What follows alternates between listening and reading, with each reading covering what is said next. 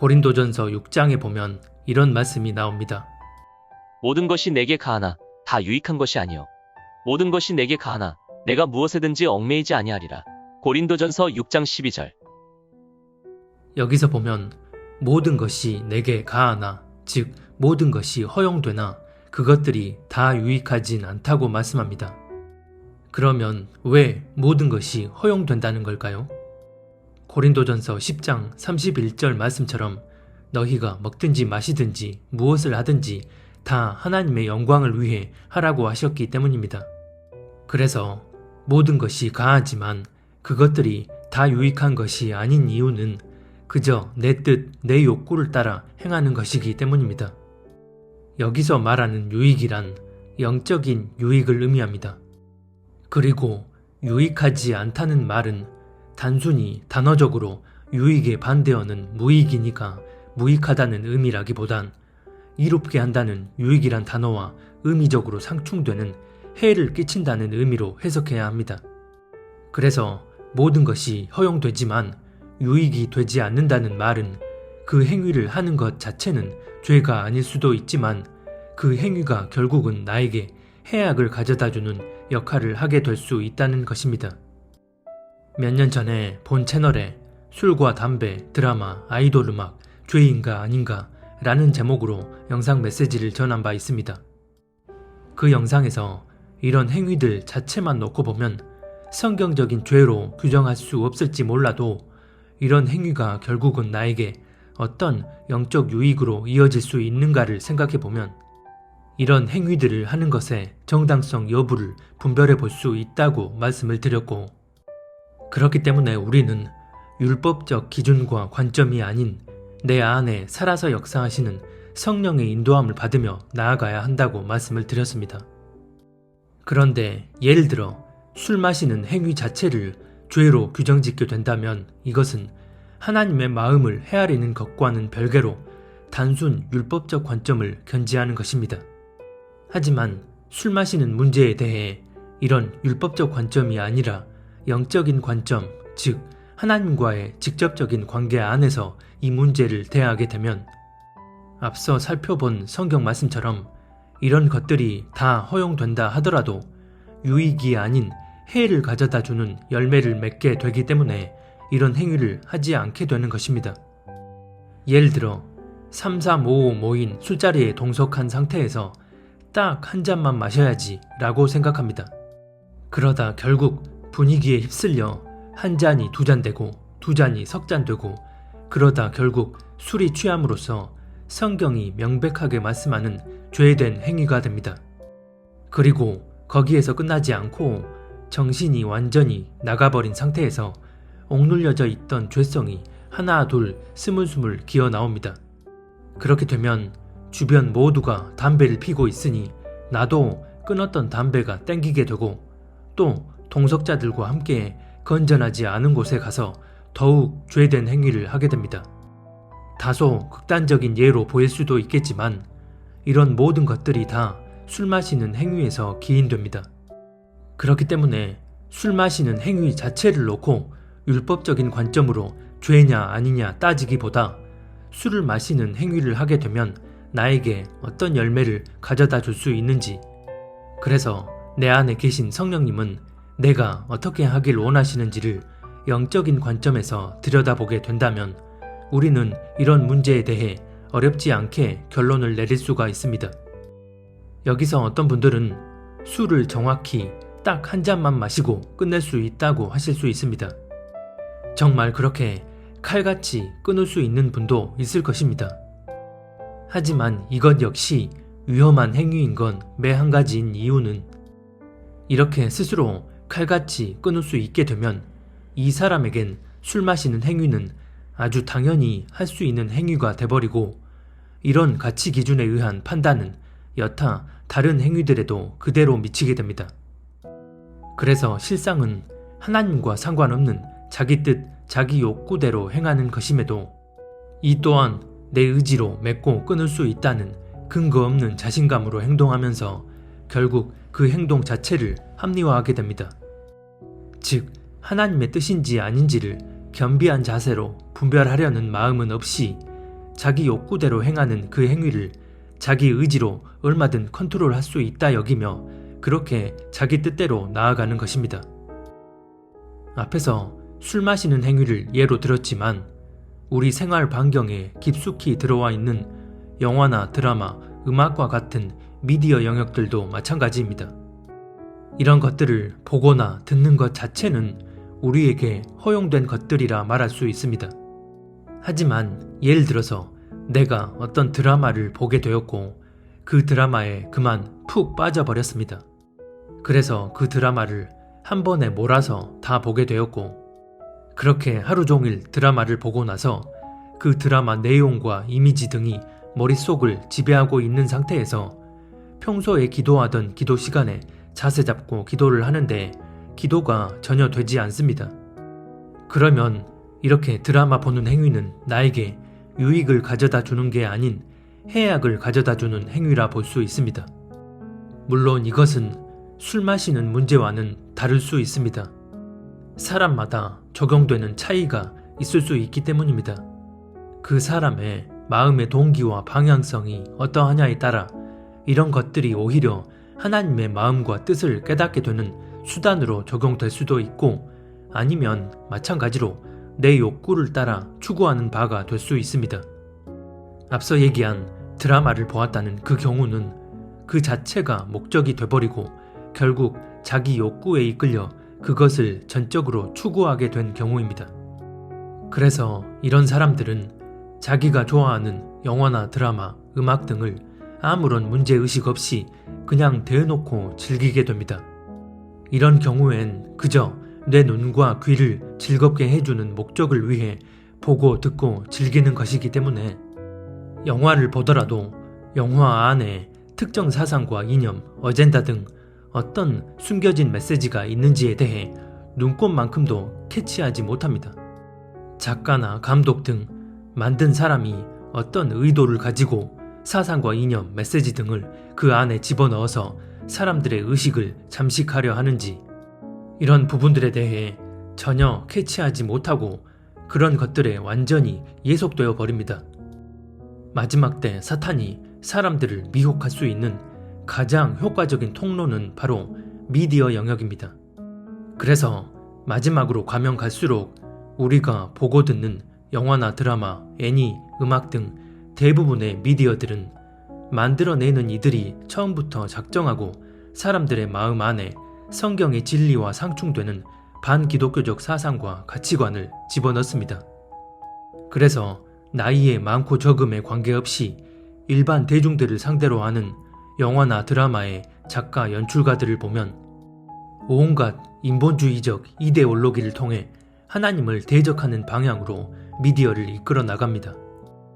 이런 세태 속에서 아무런 문제의식 없이 미디어에 완전히 젖어들어 있는 상태라면 위로부터 부어지는 지혜가 절대 임할 수 없고 그렇게 되면 당연히 지금의 시대를 분별하지 못하기 때문에 하나님의 뜻을 거스르는 방향으로 나아가 버립니다.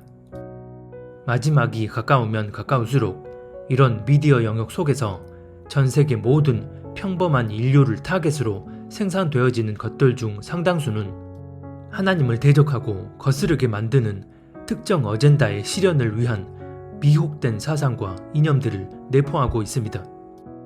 이런 것들을 생산해내는 주체는 기획된 의도를 가지고 사람들에게 흘려보내고 있는데 받아들이는 이들은 아무런 문제의식 없이 그저 자기 오감에 이끌려서 이런 것들을 무분별하게 받아들인다면 이런 수단들을 통해 사람들을 멸망길로 이끌려는 사탄의 전략에 그대로 말려드는 것입니다. 하지만 반대로 내 중심의 동기와 방향성이 주님 안에서 확고한 상태라면 세상의 잘못된 것들을 분별하여 거스를 수 있는 지혜가 반드시 위로부터 부어지기 때문에 영화나 드라마, 음악, 애니, 도서 등 그 안에 숨겨져 있는 사상, 이념, 세계관 등 생산 주체가 의도적으로 집어넣은 것들을 캐치해낼 수 있게 됩니다. 그리고 더 나아가 영화 속 장면이나 대사를 통해서 하나님이 지금 나에게 말씀하시는 레마의 음성으로 깨닫기도 합니다. 하나님의 섭리는 모든 것 위에서 그것들을 주관하시기 때문에 영화든 애니든 음악이든 그런 것들을 통해서도 역사하시는 하나님의 섭리를 깨닫고 받아들이게 되는 것입니다. 예를 들어 음악의 경우라면 만든 사람이 의도적인 게 아니었을지라도 그 가사의 내용이 하나님의 사랑을 충만히 느끼며 그분과의 관계 안에 거하게 만드는 상황이 있을 수도 있다는 것입니다. 즉, 이런 것들까지 내게 허용되므로 하나님과의 관계 안에 충만히 거하게 만드는 수단이 될 수 있는지를 보여주는 것입니다. 그래서 고린도전서 6장 12절 후반부에 보면 내가 무엇에든지 얽매이지 아니하리라고 말씀합니다. 즉, 내가 무엇에든지 얽매이지 않을 수 있다면 그 이유는 바로 내 중심의 동기와 방향성이 하나님 안에서 확고하게 세워져 있기 때문입니다. 하지만 이런 부분을 세밀하게 이해하지 못하면 그저 율법적 기준으로만 모든 것을 판단하려 합니다. 또 반대로 중심의 동기와 방향성이 하나님 안에서 바르게 세워져 있지 않으면서 그냥 자기 욕구를 따라 무분별하게 모든 것들을 받아들이고 추구하게 됩니다. 그래서 내 중심의 동기와 방향성이 하나님과 살아있는 관계 안에서 분명하게 세워져 있는지가 가장 중요합니다. 하나님 안에서 중심의 동기와 방향성이 확고한 사람들은 하나님을 경외함으로 자신의 상태를 겸비하게 들여다보는 이들이기에 설사 나에게 허용된 어떤 행위가 자칫 영적인 해악을 가져다주는 결과로 이어질 수 있다면 이에 대한 분명한 자각을 하고서 그런 것들로부터 돌아서게 됩니다. 설사 그게 단번에 되지 않는다면 계속해서 주님의 은혜를 구하며 그런 것들에서 돌아서기 위해 자기가 해야 할 바를 다합니다. 문제는 내 중심의 동기와 방향성입니다. 그런데 하나님을 믿는다는 많은 그리스도인들의 경우 믿지 않는 세상 사람들과 마찬가지로 자신의 욕구를 따라 이런 세상 것들을 무분별하게 들어오는 족족 다 빨아들이고 흡수해 버림으로써 그 결말은 결국 영적 해악으로 이르게 됩니다. 오늘날 주류 교단에 속한 교회의 목회자와 사역자들을 보면 그 중심의 동기와 방향성이 세상 흐름에 동화되어 버린 상태에서 영화나 드라마 같은 세상 미디어들 안에 교묘히 집어넣고서 실제적으로 사람들의 의식을 이끌어가게 하는 본질적인 사상, 이념, 메시지들을 전혀 분별하지 못한 채 사랑, 인권, 평화, 연합, 환경보호 등 광명한 껍데기로 포장해서 표면적으로 드러나 있는 부분들을 가지고 그것이 마치 사람들에게 선한 영향을 주는 것처럼 설교 시간에 예시나 예화로 소개하면서 그 설교를 듣는 다른 사람들까지 다 세상의 미혹된 흐름에 젖어들게 만들어 버립니다. 이런 일들은 마지막 때 맹인이 맹인을 인도함으로써 모두 다 구덩이에 빠지게 된다는 사복음서 말씀의 상황과 같습니다. 또 얘기를 하지만 마지막 때에 일어나는 가장 강력한 징조 가운데 하나는 바로 미혹입니다. 그런데 이 미혹은 시대적 차원에서 보면 사탄의 조종을 받는 이 세상 권세자들에 의해 일어납니다. 그리고 이들이 수단 삼는 통로는 바로 미디어 영역입니다. 그래서 그런 미디어 안에 자신들의 어젠다를 미리 심어놓고 그런 어젠다를 하나하나 실현해 나가는데 앞서 얘기한 음악, 영화, 드라마, 애니 등 사람들의 삶 가운데 절대적으로 자리에 있는 대중문화 영역이 바로 그러하고 또 사람들이 절대적으로 믿고 신뢰하는 주류 언론을 통한 뉴스 보도 영역이 바로 그렇습니다. 사실 전 세계는 이미 이런 미디어 영역 안에선 하나로 통합된 상태나 다름없습니다. 유튜브를 비롯하여 트위터, 페이스북 같은 SNS만 보더라도 나라별로 가두리 쳐져 있는 게 아니라 나라와 대륙을 넘나들어 범세계적 차원의 플랫폼이 되었습니다. 그래서 이제 한 나라에서 벌어진 일은 그 나라만의 일이 아닌 범세계적 차원의 문제로 인식이 됩니다. 이처럼 미디어 영역이 하나로 통합된 상태라면 모든 게 끝난 거나 다름없습니다. 대부분의 사람들의 의식 체계가 이 미디어 영역 안에 완전히 귀속되어 있기 때문에 세계를 하나로 통합시키려는 글로벌 세력이 자신들의 어젠다를 실현하기 위해 이 미디어를 앞세워 사람들의 의식을 이끌어가면 표면적으로 이행되어져야 할 세계 단일 체제로의 제도적 개편은 특정 이벤트 한두 개를 빵 터뜨리게 되면 어렵지 않게 실현시킬 수 있습니다.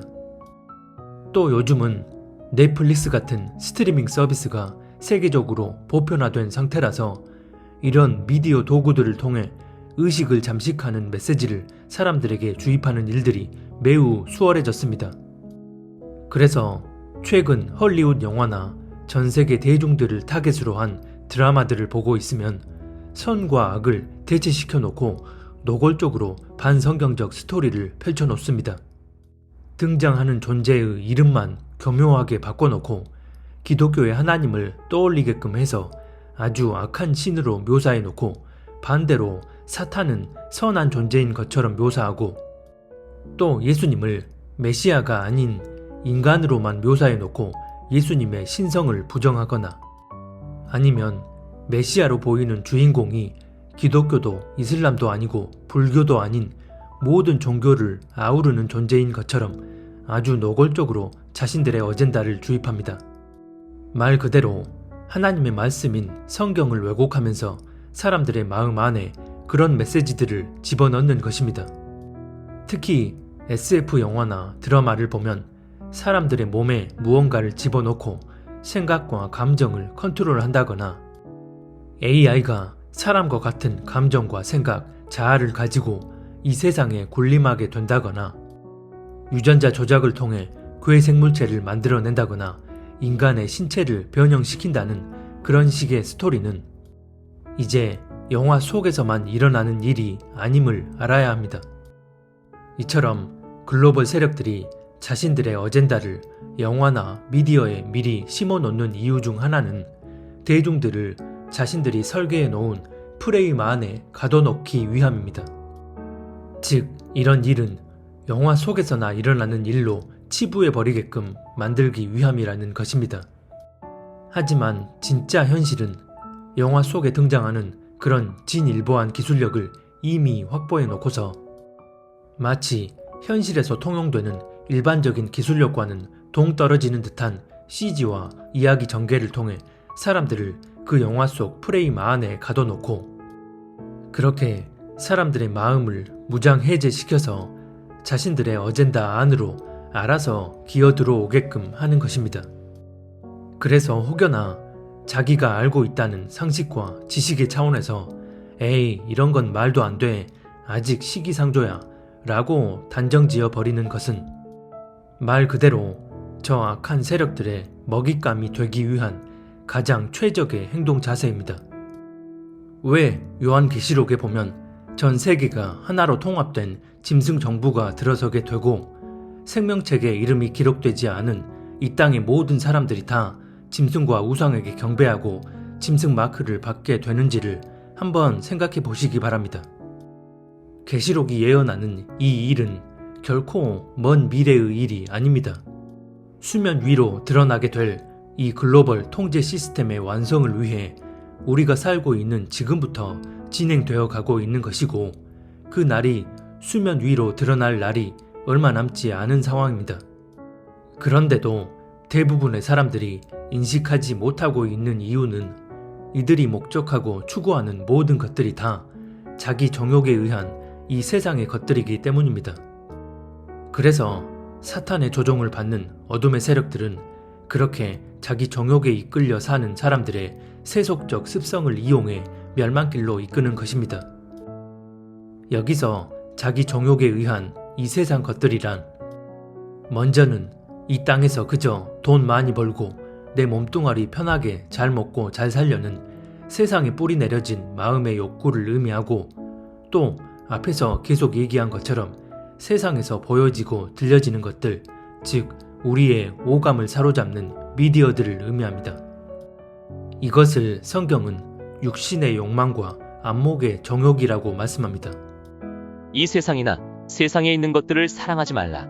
누구든지 세상을 사랑하면 아버지의 사랑이 그 안에 있지 아니하니 이는 세상에 있는 모든 것이 육신의 정욕과 안목의 정욕과 이생의 자랑이니 다 아버지께로부터 온 것이 아니요 세상으로부터 온 것이라.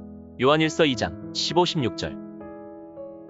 요한일서 2장에 보면 먼저 이 세상에나 세상에 있는 것들을 사랑하지 말라고 하시고선 누구든지 세상을 사랑하면 아버지의 사랑이 그 안에 없다고 말씀합니다. 그리고선 이 세상에 있는 것들에 대해 말씀하는데 바로 육신의 정욕과 안목의 정욕, 이생의 자랑이라고 말씀합니다. 즉 세상으로부터 비롯되는 것들은 다 우리 눈과 귀로 보고 듣고 즐기는 것들이고 그로 인해 우리가 이 땅에 국한된 욕구만 추구하며 살게 될 수 있다는 것입니다. 그런데 마지막 때인 지금 믿지 않는 불신자는 그렇다 치더라도 믿는다 하는 많은 이들까지도 목적하고 추구하는 바가 눈앞의 현실과 안목의 정욕거리들입니다. 내 중심의 동기와 방향성이 하나님 안에 온전히 뿌리내려 있지 않은 상태라면 아무리 종교생활 열심히 하고 주일날 교회에서 하루 종일 산다고 해도 결국 이 세상에 동화되어 버린 상태에서 이생의 자랑과 육신의 욕망, 안목의 정욕에 사로잡히게 됩니다. 이렇게 되면 사탄이 이런 부분을 약점 잡고서 광명한 모양을 가장해 삼키려 할 때 스스로도 인식하지 못한 채 그 멸망의 길로 알아서 나아가게 됩니다. 에스겔 7장에 보면 이런 말씀이 나옵니다. 또 그들에게 이르기를 너희는 눈을 끄는 바 가증한 것을 각기 버리고 애굽의 우상들로 말미암아 스스로 더럽히지 말라. 나는 여호와 너희 하나님이니라 하였으나 그들이 내게 반역하여 내 말을 즐겨 듣지 아니하고 그들의 눈을 끄는 바 가증한 것을 각기 버리지 아니하며 애굽의 우상들을 떠나지 아니하므로 내가 말하기를 내가 애굽 땅에서 그들에게 나의 분노를 쏟으며 그들에게 진노를 이루리라 하였노라. 에스겔 20장 7, 8절. 여기서 보면 하나님은 이스라엘 백성들에게 죄악된 행위에서 돌이키고 나에게로 돌아오라 말씀하시지만 그들이 끝내 듣지 않으므로 하나님께서 심판하겠다고 하십니다. 그런데 여기서 주목해 볼 것은 그들의 눈을 끄는 가증한 것이라는 부분입니다. 눈을 끈다는 것은 눈을 사로잡는다는 말입니다. 창세기에 보면 하나님이 먹지 말라고 하신 선악과를 따먹게 된 이유도 그것이 눈길을 끌었기 때문입니다.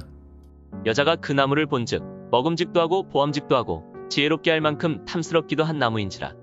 여자가 그 열매를 따먹고 자기와 함께 있는 남편에게도 주매 그도 먹은지라. 창세기 3장 6절. 이처럼 눈을 끄는 이유는 내 눈으로 본 그것이 마음의 욕구를 불태우게 만들었기 때문입니다. 눈에 들어오는 그 모양이 먹음직스럽고 탐스러워 보인다는 말은 마음 속에선 이미 욕구가 강하게 일어났다는 것을 의미하고 그로 인해 결국 하나님의 명을 거스르고 선악과를 따먹어 버린 것입니다. 이처럼 눈과 귀로 들어오는 것들을 통해 마음의 욕구를 자극하게 되고 결국 가증한 죄악들을 행하고 따르면서 하나님의 뜻을 거스르게 되는 것입니다. 그래서 에스겔 7장에서 이스라엘 백성들이 가증한 우상들을 따르고 섬겼던 이유는 자신들이 보기에 그것이 흠모할 만한 대상으로 보였기 때문입니다. 그러면 오늘날은 어떨까요? 앞에서 살펴본 것처럼 우리가 가장 경계해야 할 부분은 바로 안목의 정욕과 육신의 욕망, 이생의 자랑입니다. 골로새서 3장에 보면 이런 말씀이 나옵니다. 그러므로 땅에 속한 지체의 일들 곧 음행과 더러움과 정욕과 악한 욕망과 탐욕을 죽이십시오. 탐욕은 우상 숭배입니다. 이런 것들 때문에 순종하지 않는 사람들에게 하나님의 진노가 내립니다. 골로새서 3장 5, 6절. 여기서 보면 땅에 있는 지체의 일들을 죽이라고 하고선 탐욕이 곧 우상 숭배라고 말씀합니다. 우리가 탐욕을 품게 되는 이유는 다른 게 아닙니다. 탐욕을 품게 만드는 모든 것들은 다 사탄이 지배한 이 세상으로부터 비롯되는데 우리의 내면이 그런 세상에 동화되어 있기 때문입니다. 구약 시대에는 목석과 같은 형태를 가지고 잘 다듬어진 우상이 사람들의 눈길을 끌어서 결국 그런 우상을 따르며 숭배하는 죄악을 저지르게 되었지만 신약 이후에는 우리 마음에서 비롯되는 욕심 자체가 우상 숭배라고 말씀하고 그런 욕구에서 비롯되는 행위들, 즉 눈과 귀로 보고 듣고 즐기는 세상 것들과 돈과 명예 등 아예 삶의 목적이 돼버려서 추구하게 만드는 세상의 일들이 결국 우리를 하나님에게서 멀어지게 만듭니다. 그렇기 때문에 이런 것들에 완전히 사로잡혀서 하나님의 뜻을 헤아리지 못하고 그 뜻대로 나아가지 않는 사람들은 결국 하나님 앞에 심판을 받게 되는 것입니다. 왜 하나님을 잘 믿는다고 하는 목사, 장로, 권사, 집사님들이 아무렇지 않게 악한 주사를 거듭해서 맞는 걸까요? 이유는 다른 게 아닙니다. 미디어에서 연일 전염병 공포를 자극하며 경쟁하듯 허위 과장 보도를 떠들어대고 악한 주사가 만병통치약인 것처럼 선동하니까 능동적인 사고력이 결여된 상태로 맞으면 전염병이 예방된다고 하니까 또 무엇보다 내 몸뚱아리가 중요하고 악한 주사를 맞아야만 이 세상에서 불이익 안 받고 편하게 누리며 살 수 있으니 당연히 이 주사를 맞아야 한다는 세상에 뿌리내린 고정관념에 의해 어둠의 세력들이 이끄는 대로 나아갑니다. 얼핏 보면 이런 상황이 큰 문제가 없어 보일 수 있습니다. 전 세계적인 전염병 팬데믹이 발생했습니다. 그리고 모든 주류 언론들이 하나같이 다 이 전염병의 위험성을 말하고 그 병에 감염되지 않기 위해선 악한 주사를 맞아야 한다고 말합니다. 전염병이 발발했고 그 전염병을 막기 위해 개발된 주사를 맞아야 하는 게 당연한 상식으로 우리 머릿속에 자리해 있습니다. 그래서 사람들은 악한 주사를 맞았습니다. 악한 주사를 맞은 이들 모두 다 이렇듯 표면적으로만 보면 나쁜 의도와 목적으로 맞은 게 아닙니다. 하지만 본질적으로 이 상황을 들여다보면 그들의 중심은 이미 이 세상에 뼛속 깊이 동화돼 버린 상태에서 세상이 주입하는 그러한 것들이 정녕 우리를 하나님의 뜻대로 나아가게 만드는 것들이 맞는지를 조금도 생각해 보려 하지 않았습니다. 이렇게 되면 세상 미디어가 주입하는 것들은 이 땅의 현실에만 뿌리 내려져 있는 내 중심의 동기 및 방향성과 그대로 합치될 수밖에 없습니다. 즉, 전염병에 걸리면 내 몸이 잘못될 수 있다는 공포심과 이걸 안 맞으면 사람들 사이에 끼지 못하고 세상에서 이것저것 편하게 누리며 살 수 없기에 지금이 마지막 때이고 자시고 사탄의 전략이 어떻고 자시고 하나님의 뜻이 어떻고 자시고 할 것 없이 세상의 이치에 그대로 순응해 버리고서 어떻게 행동하는 게 옳은지를 분별하려는 분별력을 갖지 못하는 것입니다. 말씀을 단순히 표면적으로 대하는 이들에겐 앞서 말한 안목의 정욕, 육신의 정욕과 이런 일들이 무슨 상관이 있는가 하겠지만 이미 앞에서 설명한 대로 이 세상 어둠의 권세자들은 이 세상의 모든 것들을 도구 삼아 우리를 삼키려 하기 때문에 광명한 껍데기 안에 감추어져 있는 진짜 실체를 바로 보고 분별하여 하나님 뜻대로 나아가기 위해선 내 눈과 귀가 이 세상에 고정되어 있지 않아야 하고 내가 마음으로 추구하고 있는 삶의 동기와 방향성이 이 세상에 맞춰져 있지 않아야 합니다. 그렇지 않으면 사탄은 아주 교묘한 껍데기로 위장한 채 우리가 감히 거스르면 안 될 것 같은 그런 세상 기준에서의 여러 수단들을 도구 삼아 우리를 어렵지 않게 삼켜버립니다. 누가복음 12장에 보면 이런 말씀이 나옵니다. 외식하는 자여, 너희가 천지의 기상은 분간할 줄 알면서 어찌 이 시대는 분간하지 못하느냐? 또 어찌하여 옳은 것을 스스로 판단하지 아니하느냐? 누가복음 12장 56, 57절. 육의 눈으로 보이는 것들에만 모든 포커스를 맞추고 있는 이들은 보이지 않는 이 시대적 현실에 대해선 영적으로 전혀 분별하지 못한다는 것입니다. 무엇보다 이런 자들은 자기 스스로가 그것이 옳은지 그른지를 판단하려 하지도 않습니다. 시대를 분별하는 영의 눈이 가려져 버린 채 그런 영의 눈이 가려지게 만든 세상의 가치 기준대로만 나아가기 때문입니다. 디모데 후서 3장에 보면 말세에 고통하는 때가 이른다고 하고선 구체적으로 어떤 일들이 일어나는지에 대해 나열하고 있는데, 그 중에 가장 먼저 사람들이 자기를 사랑하게 된다고 말씀합니다. 너는 이것을 알라. 말세에 고통하는 때가 이르러 사람들이 자기를 사랑하며 돈을 사랑하며 자랑하며 교만하며 비방하며 부모를 거역하며 감사하지 아니하며 거룩하지 아니하며. 디모데후서 3장 1, 2절. 여기서 자기를 사랑한다는 것은 자기 뜻, 자기 생각, 자기 욕구 등 자신의 자아가 원하는 대로 이끌려가는 것입니다. 그래서 그 뒤에 나열되는 모든 현상들이 다 자기를 사랑함으로써 나오게 되는 것들입니다. 즉, 여기서 말씀하는 말세에 나타나는 현상들은 앞에서 살펴본 요한 1서 2장의 육신의 정욕, 안목의 정욕, 이생의 자랑과 그대로 합치되는 부분입니다. 그리고 이렇게 자기 원하는 대로 살고자 할 때 표면적으로 나타나는 가장 대표적인 현상은 자기 몸뚱아리를 최우선으로 삼게 되는 것입니다. 물론 성경은 하나님의 성전이라 할 수 있는 우리 육신을 정결하게 보존해야 한다고 말씀합니다. 하지만 성경적 기준에 의거해 하나님이 주신 우리 몸을 소중히 지켜내는 것과 자기 몸뚱아리를 모든 것 위에 올려놓고 무엇이 하나님의 뜻인지를 헤아리려는 마음은 안중에도 없이 그저 세상 언론과 미디어가 조장하는 공포심에 사로잡혀서 세상의 미혹된 흐름을 따라가는 것은 전혀 다른 문제입니다. 우리가 하나님의 뜻에 의해 성전된 우리 몸을 소중히 지켜내야 하지만 세상에 동화되어 버린 상태에서 자신의 건강을 지킨다는 명분 하에 잘못된 흐름을 따라가는 것은 자신의 몸을 지키기는커녕 더욱 상하게 할 뿐 아니라 하나님의 뜻을 저버리는 행위가 됩니다. 이 세상 것들을 지배하고서 그것들을 수단 삼아 전 세계의 모든 인류를 완전 통제하기 위한 어젠다를 이룩하려는 이들은 바로 사탄의 조종을 받는 이 세상 권세자들입니다. 이런 시대적 현실 속에서 세상의 주류 언론과 미디어들은 이들의 존재와 사악한 어젠다를 9시 뉴스를 통해 절대 알려주지 않습니다.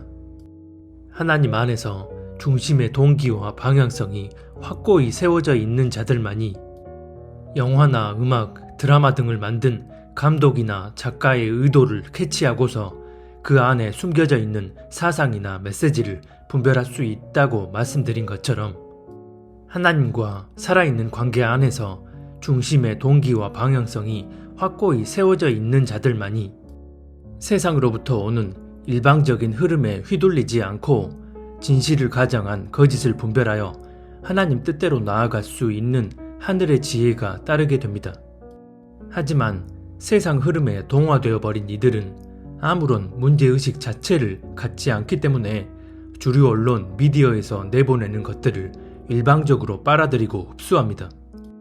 그래서 마지막 때인 지금 이런 미디어 영역에서 세상의 흐름을 맹목적으로 따라가며 그렇게 동화되어 있는 이들은 표면적으로 어떻게 보여질지 몰라도 실상은 때를 따라 역사하시는 살아계신 하나님의 뜻을 헤아리고 그 뜻대로 살기 위한 중심의 동기와 방향성이 세워져 있지 않은 사람들입니다. 요한 1서 2장 15절에선 분명히 이 세상이나 세상에 있는 것들을 사랑하지 말라고 말씀하고 그런 세상의 것들을 사랑하는 자들은 아버지의 사랑이 그 안에 없는 자들이라고 말씀합니다. 우리가 여전히 이 세상 한가운데 살고 있지만 이 세상이나 세상에 있는 것들을 사랑하지 않을 수 있는 조건은 하나님과 살아있는 관계 안에 거하며 우리 중심의 동기와 방향성을 주님 안에서 확고히 했을 때입니다. 지금이 마지막 때라는 사실을 교리적으로만 머릿속에 심어놓고서 실제 삶은 전혀 마지막 때라는 사실을 인식하지 못하면서 사는 것보다 현실에서 벌어지는 상황들을 통해 지금이 마지막 때임을 여실히 체감하며 살고 있다면 그나마 복 있는 사람이라 할 수 있습니다. 이런 사실에 대해 인식조차 못하고 사는 사람이 대부분이기 때문입니다. 하루가 멀다 하고 들려오는 소식들을 보면 주님 오실 날이 막연한 게 아니라 현실에서 실현될 날이 머지 않았음을 느끼게 됩니다.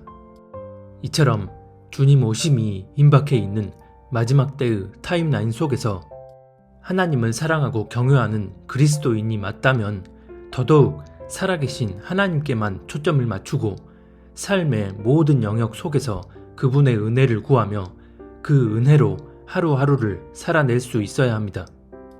그렇게 우리 마음의 시선을 살아계신 하나님께 고정하고 그분의 뜻이 어떠한지를 겸비한 자세로 헤아리며 그분과 동행하는 삶을 살다가 영광 중에 다시 오실 주님을 맞이할 수 있었으면 합니다.